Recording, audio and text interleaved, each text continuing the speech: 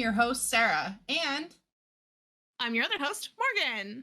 We're two sisters by marriage, who love to talk about stories. from writing fiction and creating elaborate plot lines in D&D, To understanding that ending is such sweet sorrow.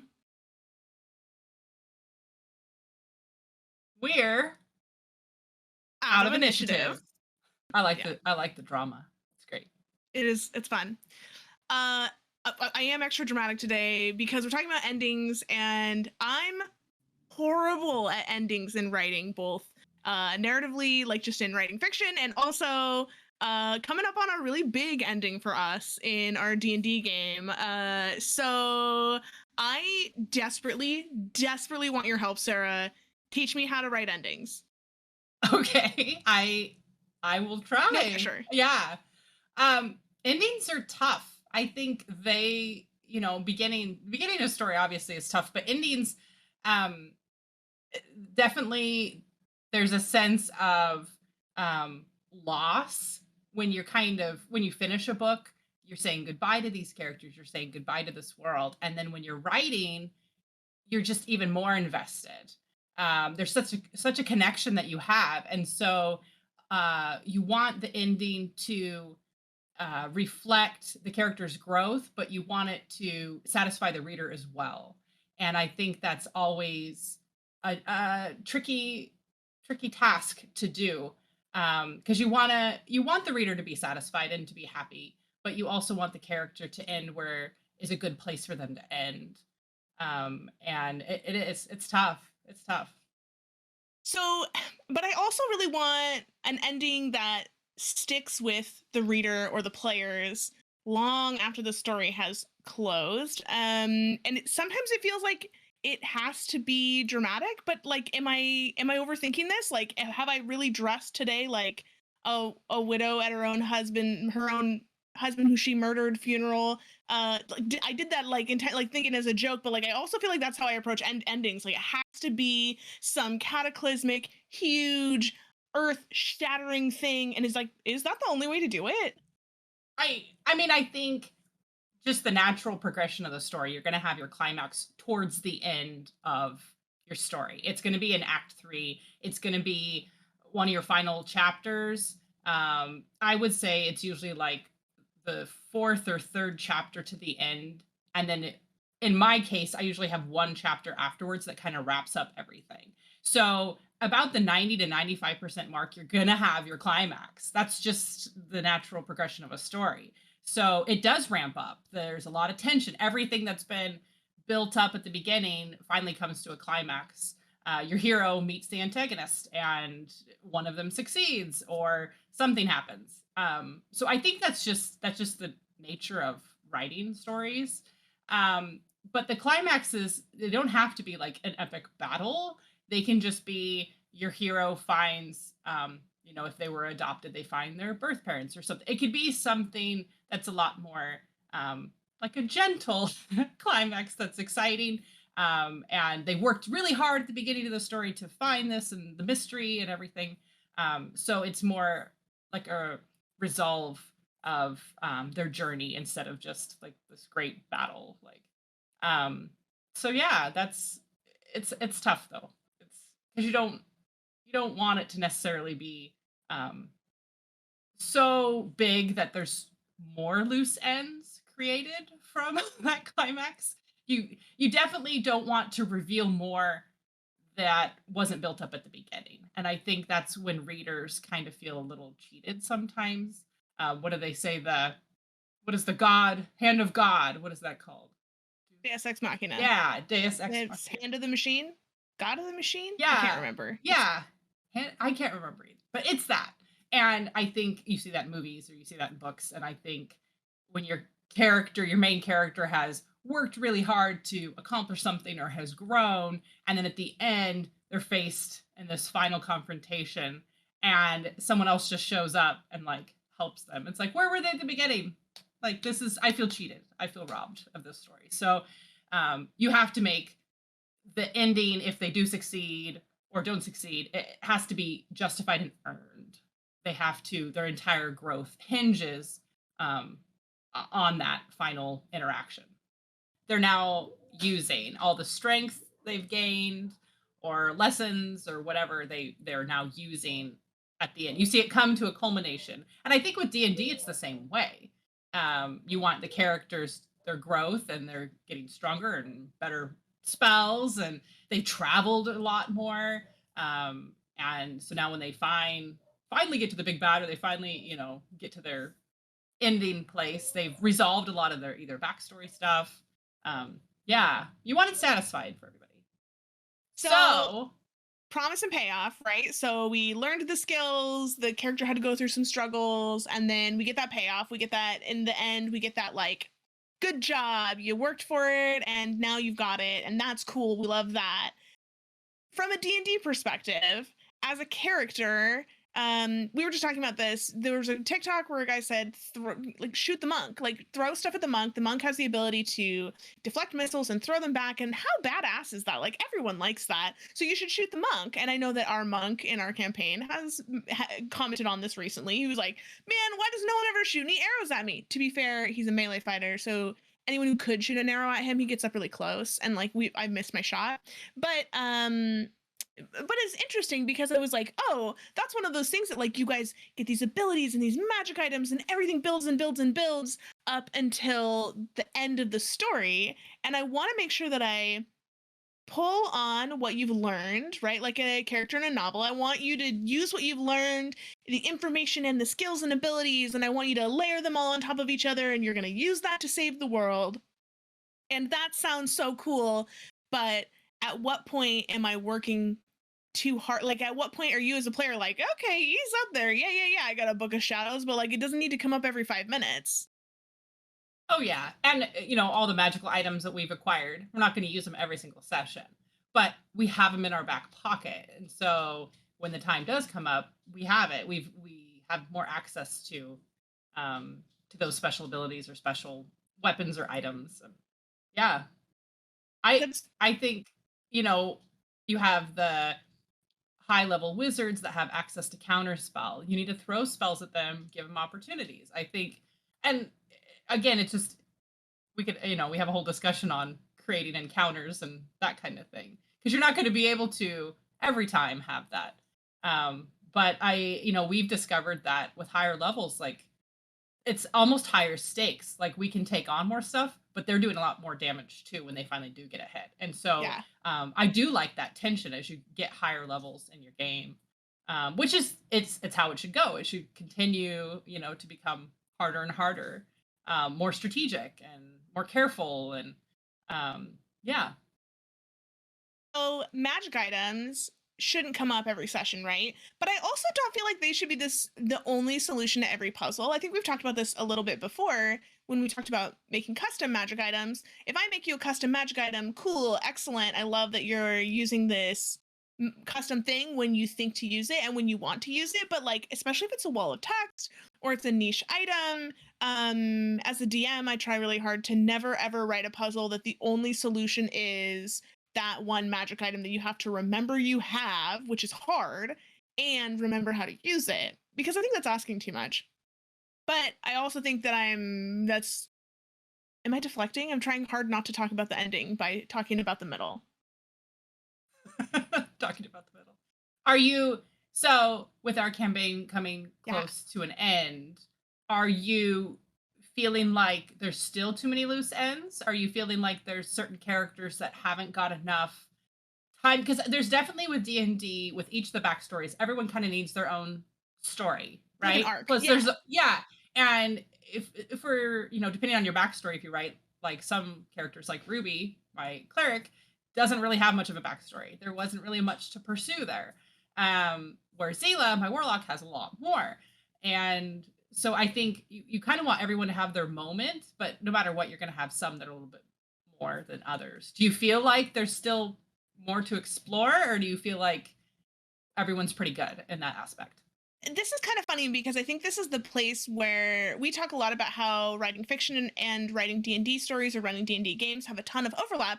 And this is an area where they, I think, divert hard in the opposite direction, which is if I'm reading fiction, if I'm reading a piece, and somebody mentions in the story that there's illegally imported wood, exotic wood, coming in through the dock ward and being sold on the black market through all of Waterdeep. And then the story ends and we never hear anything more about it, but we heard enough of it to be like intrigued. Like, was that really just for flavor? It was like, it was very colorful and it added to the area, but like, that seems like kind of a lot. And as a reader, I think I'd be a little disappointed. Like, I'd be writing like, hey, great book, I loved your writing, and also what the heck was happening with the exotic wood? I need to know. Whereas in D&D, we leave all these breadcrumbs, all these possible threads you guys might follow, and if you just don't go, it just doesn't happen, and then that's okay. So it on one hand, yeah, there are a ton of loose ends. There are a lot of things that could be buttoned up, but I was really prepared to say nobody cares about these things, and I will save them as story beats for another campaign. But then something kind of funny happened, which was I was in my head thinking we are starting now the final arc of the campaign. I don't know how long it will take. It could take one session, literally, if you guys were like, I'm going to charge right into where we know the bad guys are, and we're going to take them head on. This could be one and done, and we could be wrapping this up tomorrow. Literally tomorrow is our next session, so that's kind of funny. But then I thought, like, well, I want to make sure that we're using this time effectively. So in the session, I said, hey, a quick show of hands. You can go directly there. We can vote offline, but you can go directly there and take them on, knowing now that they've gained some information that hasn't yet reached the big bad. Or you can wait. You have an event that's in like 43 days. You have an event that's happening that will make you all significantly stronger in some way and better suited to fight these guys. But it does mean that the big bad has a little more time to work with this information they've gained and can potentially become stronger. So fight now, high risk, but potentially weaker, or fight later, you might be stronger, but they will also probably be stronger. And the group, 4 out of 5, said, let's wait, let's train, let's take this time, get a little bit stronger, and then go in. Great, that sounds good. What do you guys want to do? So in my head, I'm thinking, I want to know what the party wants to do. So I use a really super simple Excel, it's Google Sheets. It's Excel online. Google Sheet spreadsheet to track our calendar in game, largely because sometimes questions will come up like, oh, I want to come back in a week and do blah, blah, blah. Well, I don't remember how many long rests you guys have taken. I don't know how many days it's been. So if I use just little check boxes, I can keep track of the time. It also helps me answer questions like, wait, how long have we even known each other? Like 7 weeks. It's not very long. This has been a very, like, over 2.5 years. It's been, like, time-wise, a pretty short campaign. So I just copied some of that into a sheet that I shared with the party and said, here are some places for you to make a list. What do you want to do between now and this day and 43 days where you guys can go to this event and become stronger? And I asked the party to make a list. Everybody started making their list. And I cannot believe how many loose threads I thought I was going to just leave behind that the party really latched onto. Somebody did want to follow up on importing the exotic wood and the dock word. Somebody wanted to follow up on an enemy you narrowly escaped several levels ago. Somebody wanted to follow up on a major event happening in town that was literally from 5 levels ago that I did not think you guys were going to come back to.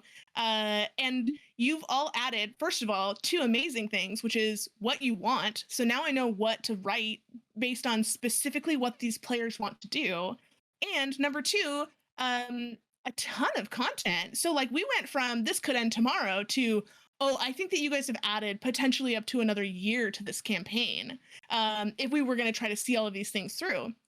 The other really cool thing was by saying, if you want to take some time to train in this downtime and maybe try to hone some of your skills, I'll allow it, and just let me know what you want and we'll work together on it. And every single person who said they wanted to train a skill specified which other party member they would want to work with to train that skill up. I figured someone would say like, I want to work on strength. I'm going to go lift weights and go to the gym and run up and down the block. But instead they say, I want to learn strength. I'm going to work with Baron, who's the strongest party member, and have him teach me what he does to get strong. And like the fact that all these inter-party connections just immediately wrote themselves was really cool. And again, has moved us away from the ending and more to like a midpoint. But now I'm kind of like, oh, I can see what's coming and I can plan ahead a little bit more. That was a very long and verbose way to say there's a lot of cool stuff happening, and there were a lot of loose ends, but I do feel like the party has let me know which ones they want to button up and which ones they don't care about, which is great. That's awesome. I can write accordingly now. Yeah, and I mean, this campaign is 2 years, 2.5 years, Yeah, we're coming up on 2.5 technically. years. And I know there are campaigns that are 4 or 5 years long. Oh, yeah. So yeah, there's a lot to work with depending on how fast you level up and how often you meet and all that kind of stuff. So yeah, there was some loose ends for sure. There was some, boss fights, big bads that we wanted to go after, and the training. And I think because we have been pursuing a lot of like side quests and that kind of thing, we haven't had a lot, like you said, downtime to just spend a week or two. Like my character wants to go to the local library and just research stuff and learn stuff. And I think that would be great. And we don't have to like role play the whole thing. We can kind of speed up a little bit if we want. But I think that's we've progressed enough in the story that we have funds to do that. We have a place to live now. We have most of the immediate threat under control. And if they do come Okay. after, we have some defense now. Um, but yeah, I mean, and then there's a lot too that's come up when I've talked to the other players about what happens after we face the big bad. Where do we want our characters to end up? Do we want them to continue adventuring? Do we want them to move back home? Do we, want to start a business? And I think after we end, I've never finished a full campaign, Me but I neither. think it would be great. I think it would be great after we finally end where we end to have a whole session or close to a whole session just talking about what happened to our characters and where they are now. Um, kind of, I think that would be kind of fun, like a epilogue sort of thing. I agree. Yeah. Would be great. Would be great, right? Funny you say that because we've talked about this before, not in a podcast, but offline, that four of the five players have come to me and said, if my character dies in the final standoff, that'd be all right. And I thought a that couple of you were you told actively requesting it. yeah, you told me that, and I was like, that first of all doesn't surprise me, Makes sense with and this group. completely cracks me up that everyone is so drama. Like they want So that much. drama, and we love our characters and everything, but oh, at the end, man, that would be so good, right? Like it would just get you. Um, but I think that's hilarious. It's so funny to me. Yeah. And then I mentioned this to the fifth player who had not come to me and said this. And he was like, now that I think about it, it probably would be fine if he died in the end. I was just like, I can't kill all of you. Who wins? Like or maybe the big bad wins. Like it doesn't need to be a Deus Ex Machina. Like it doesn't have to be that the good guys win. Like this could be a story of tragedy. Like all that Yeah, training and build up only to like lose. That can yeah, happen. yeah. It's It's D and scary. D. Anything can happen. Yeah, yeah. So when we're thinking about like the structure of a story, when I'm thinking about the end of this story, I kind of had it in mind pretty early on when I started writing this campaign. And I would say I approach fiction the same way. I have an idea. Normally, I have a character first, like a character or a scenario. And we've talked about this a little bit, like how do we set it up? How do we build the world? Um, but usually shortly afterward I have some idea of how I want it to end, but it's like pretty vague, and usually I start writing and I'm like, that sucked, I'm gonna come back to it later. And I very much struggle with like what I felt like D&D was even it was so much easier, but in fiction it was like I don't know how to make a decision about how the story should end. Like I felt like hopefully it will come to me as I'm writing, but now I'm like, okay, I'm 75% done with this novel, and I don't actually know specifically how it's going to end. I have rewrote endings multiple times on my manuscripts. And I think if you don't outline it all, you're going to have a little bit more of a challenge, because you'll have a definitely a chance to write yourself into a corner. Because if Yeah. you keep giving your character hard decisions, or you keep, just the way stories go, you have, the dark night of the soul, and you have like all hope is lost. And you have these moments that there is no foreseeable way for them to survive this or escape this. Like that is the intention before they finally figure it out. They find their inner strength, or they find whatever it is they were missing and come out of it. But there, if you're not outlining, if you're not very clear about how they will overcome that, you will just write yourself into a corner and have to kind of backtrack and go, wait, how did where they started and where they are now, what happened to that you can kind of use as their strength and as their way they overcome this. So yeah, outlining. I know I'm a big fan of outlining. We've had whole discussions about this, but that's a big part because you are trying to put these challenges and blocks in front of them the whole time. You have to leave yourself a path for them to get through, or you can get in some trouble. So, but I've had that, and you also want it to be something that kind of reflects on the beginning, the whole theme of your story. The way they overcame it is forgiving their best friend that betrayed them, or learning to trust again, or something like that is the underlying tone. Now, obviously, it's like they give them the magical sword and they have to trust that the magical sword is going to help them, or whatever. You have to kind of have it meet your theme. Also, you have multiple layers there. And again, if you outline, then you can kind of be like, oh yeah, this is where it needs to go. But I've done it. I've rewrote endings a few times. Usually it's climax on. I write at the climax. I'm like, this either the climax is it's usually not enough. It's not enough. You have to dial it to 11. It's got to be the reader is right along with the character saying, "Oh no, like there's no way they can get out of this." And then they keep turning the page and you keep going. So it's usually climax on. How can I make this more? How can I make this have more tension? One TV show, not a book. Well, it's actually a book. Start out a book is The Expanse. Ooh, It's a yeah. sci-fi show. They're masterclass at how we can make something bad worse and then make it even more worse. And part of it's that you're in space, right? You're in a Yeah. spaceship. So anything you're dealing with, like, if there's a fight or if there's a lack of food or water or oxygen, like it just amplified because you're also in a spaceship and there's no help anywhere and everything. So the Expanse is great. The books are great too because it just keep those climaxes. It's just this is bad. Oh, this is worse. Oh, this is even more worse, and it just compounds. And it's great. It's great.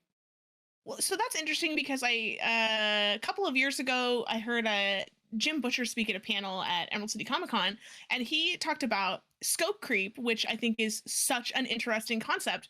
Where his series, The Dresden Files, about that chauvinist wizard, every book things get a little bit worse. Like every time you're like, that's the worst thing Dresden's ever going to get into, something worse happens.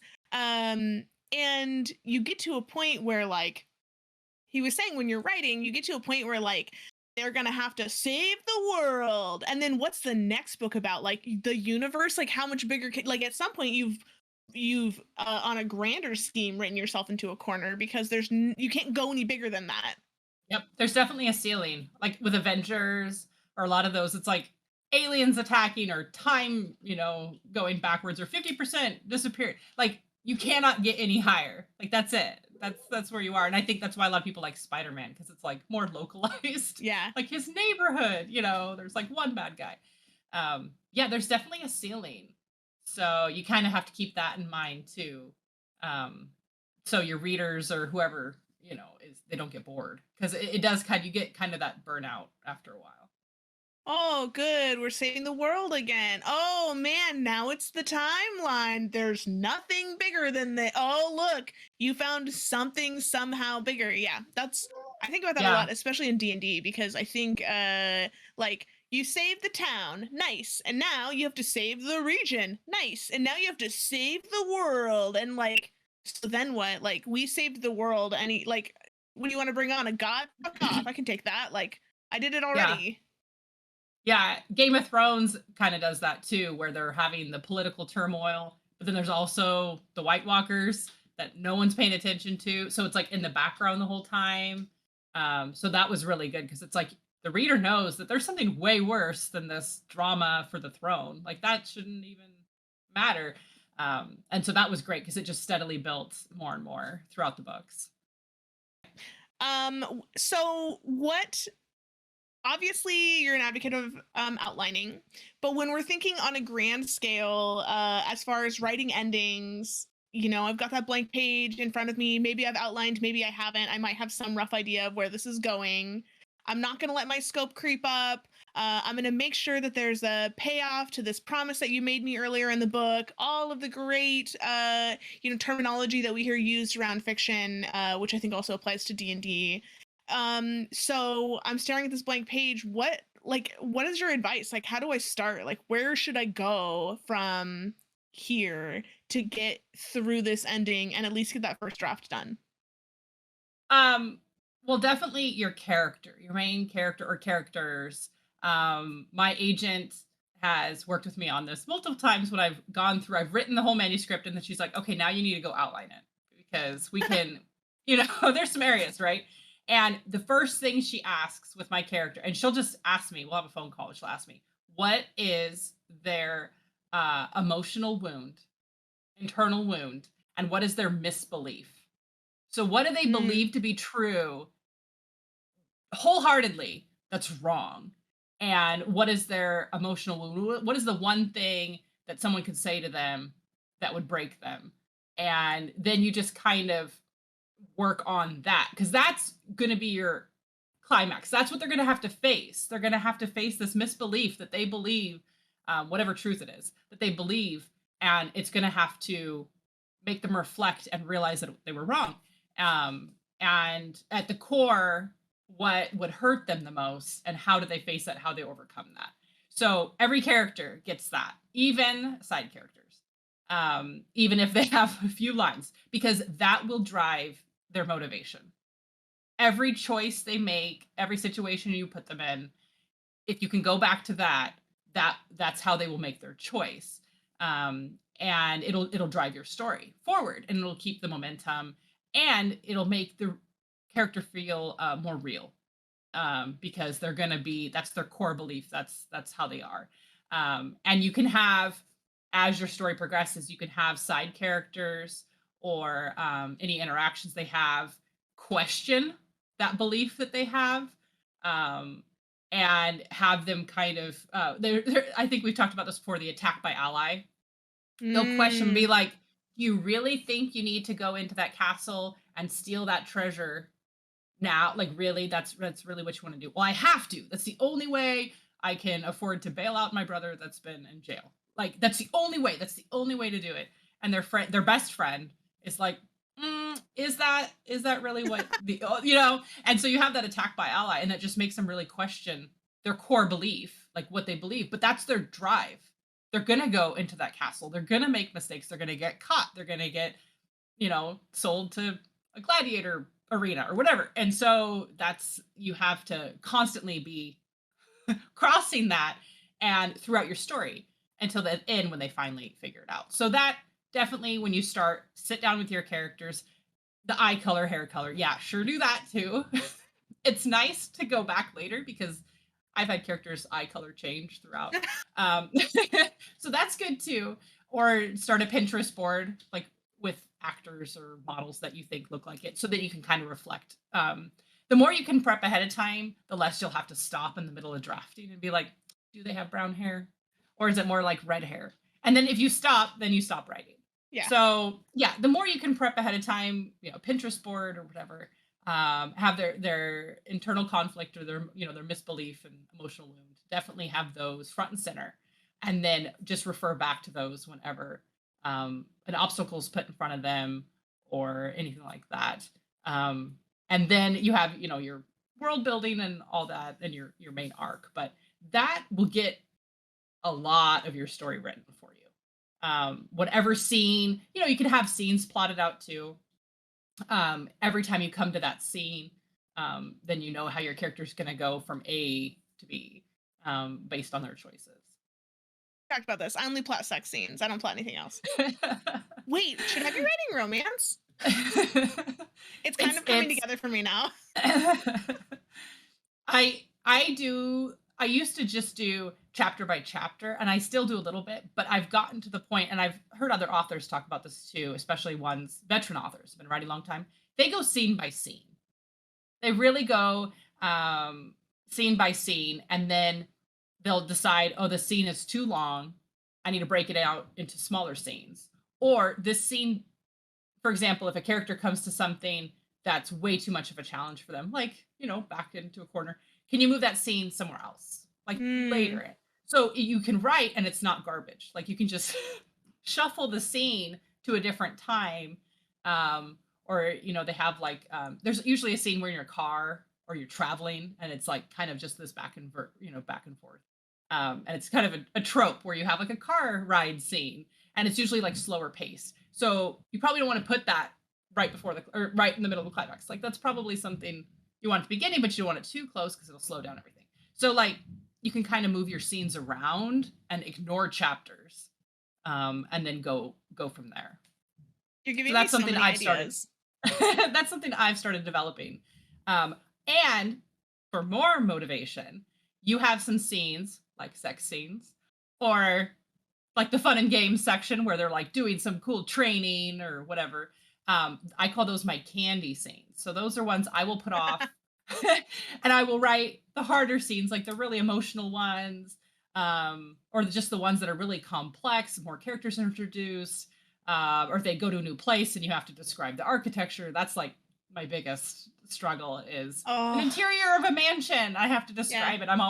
I come back last to those. Like I hate those. So I will force myself to get through that, and then I can go write my candy scene. I can go write the kissing scene that I've been wanting to write since I first came up with the idea of the book.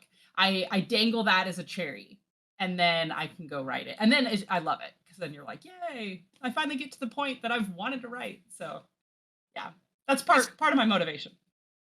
and that makes sense. Like I think you've given me that advice before, so I've taken it. Hmm. And I will say the other thing, like describing interiors is really hard for me too. Hmm. And I didn't know how I wanted to describe the interior of a character's home. But I knew kind of like what it would feel like and what it would look like. And I had it looked like on Pinterest I had like stumbled upon a room or like a series of rooms. It was like actually an Airbnb that was in a setting that I really liked. And I was like, oh perfect, I'll just in my head imagine that this is the space that this character lives in. And I was like, and I'll write in brackets, describe his house. And I was like, oh, I'll come back to that later. Well, then I finally got back to that section where I was writing the description, like, okay, what does the house look like? And then at one point I was like, oh, shoot. Well, I was imagining there was a fireplace. There's a fireplace in the picture that I was using as a reference, but I don't think that and then control F. I'm like, oh shit, I did write the fireplace in because like just casually because I didn't need to describe where it was because I had a reference image and I knew which image I was going to use to describe the scene. It was so much easier for me to say like, oh, I can come back and figure out what goes where because it's just in the picture. And it typically I would say the first half of your manuscript is going to have the heavier description scenes. As the pace progresses and ramps up the tension, you're not describing as much. You just don't need to because the reader is like, they're going. They don't need to hear all the detail. Like it kind of gets more into like dialogue action and less like slow down the pace. Like you definitely have to pick up the pace towards the end to kind of keep the reader going. And so again, the beginnings, I usually I get through those so I can write the good stuff that I'm looking forward to. So You don't think she drew the dagger as the breath left her lungs and she looked down at the ornate bejeweling inside the hilt yeah, like, and the green velvet love seat that was oh probably yes. 18th century that her great aunt would have had something like that in her apartment. And I'm just like, no, no, we don't need to talk about this. Time and place, time and place. or the window that's stained glass and it's, yeah, you don't need a unless they go through the window or break the window. Ooh, You that's really fun. don't yeah, you really don't need to know about that. Like they were thrown on the love seat or whatever. Like it doesn't need to be you don't need to describe it. Towards the end. The beginning, sure. But towards the end, yeah, it just bogs down your story. That makes sense. Yeah. Well, this has been really helpful. I feel like I have a ton of ideas and I'm ready to go. Like I'm ready to go put pen to paper. So I think that I'm gonna pivot if that's good with you. We could probably just start writing. Is that Yeah. Yeah. I one last thing I want to say is if you're writing, you were saying that there's a lot of overlap between D&D and writing novels or fiction. mm-hmm. when you are writing fiction or novels, you have complete control over your story Yeah. and your characters, and their growth is a lot more rapid. You could read a book in 3 days. You play D&D campaigns for 3 or 4 years. Hmm. So, and you're also dealing with live people that make live choices with no fear or risk of themselves, where in your story your character believes they can actually get hurt. They believe that, their choices they have to live with. Where your character, in D&D, they're like, I'll jump off that cliff, sure. Yeah. uh the stakes are a little bit lower that way. You So you you kind of have to be flexible both ways. you make um a good distinction there, because I do think that if you fire up your D&D session, everybody's on the line, and a player makes a choice for a character that isn't necessarily how you expected something to go or how you wanted something to go, hey, DMs, you don't get to say no. You don't, that's not really, ooh, yeah, that's not really how this works. If you want to call all the shots for the characters and the scene and the set, you probably just want to write a book. And that's great, good for you. But like, let people do the stuff they want to, like, I mean, it doesn't have to always be crazy all the time. If they're like doing things outside the scope of what you're comfortable with, let them know. But like, if a player makes a bad choice, like, because the player thinks in their heart that that's the character's drive, like, oh, he would truly use charm person in this really tense situation, it's absolutely gonna backfire. But I'm pretty sure that this is what this character would want to do. Even though you think it's a bad idea, let it happen. See what like let it roll. If you want to control it all, write a book. yeah, exactly. You have to give them choices. You set it up and you give them choices, and then you just stand back and let them choose those choices. And there will be consequences. They know that. There will be Yeah. repercussions. They know that. But they're there to have fun. They're not there to have some amazing epic story. You go read a book. You go write Yeah. a book if you want. Yeah. So you kind of have to. There is overlap, but there's also a big difference too. And trying to control the uncontrollable will just make you frustrated, and your players frustrated. So Absolutely. yeah, it's a give and take. Yeah. Good point. Good point of clarification. I think the thanks for bringing that up. Yeah, yeah. This is fun. I kind of like talking about endings. I don't want our campaign to end. I know I it know. will. I know it will, and I will remember these characters forever. But I'm gonna get a tattoo of these characters. I love them so much. we have had some art commissioned. I love that. I'll treasure those forever. Mhm.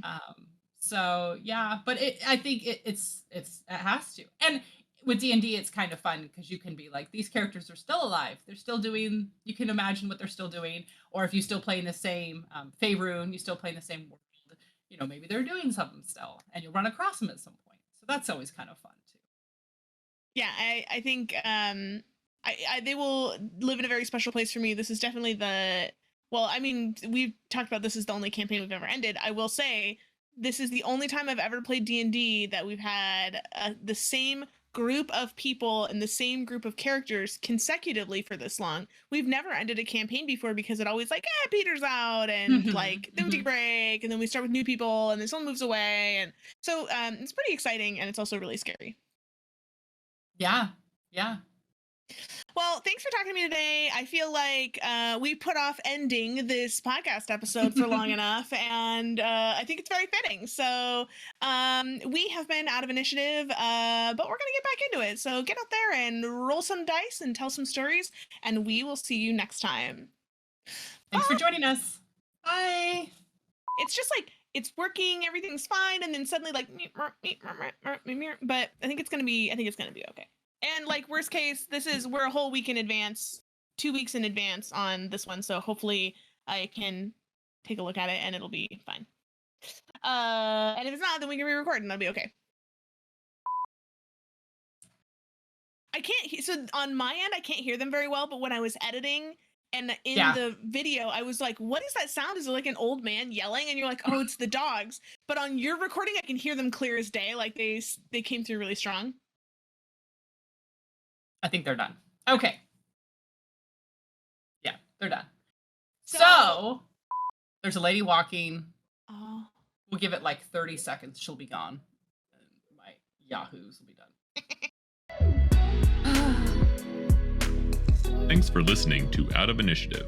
a podcast from Merely NPCs. For more from Sarah and Morgan, visit merelynpcs.com or follow them on Instagram @merelynpcs.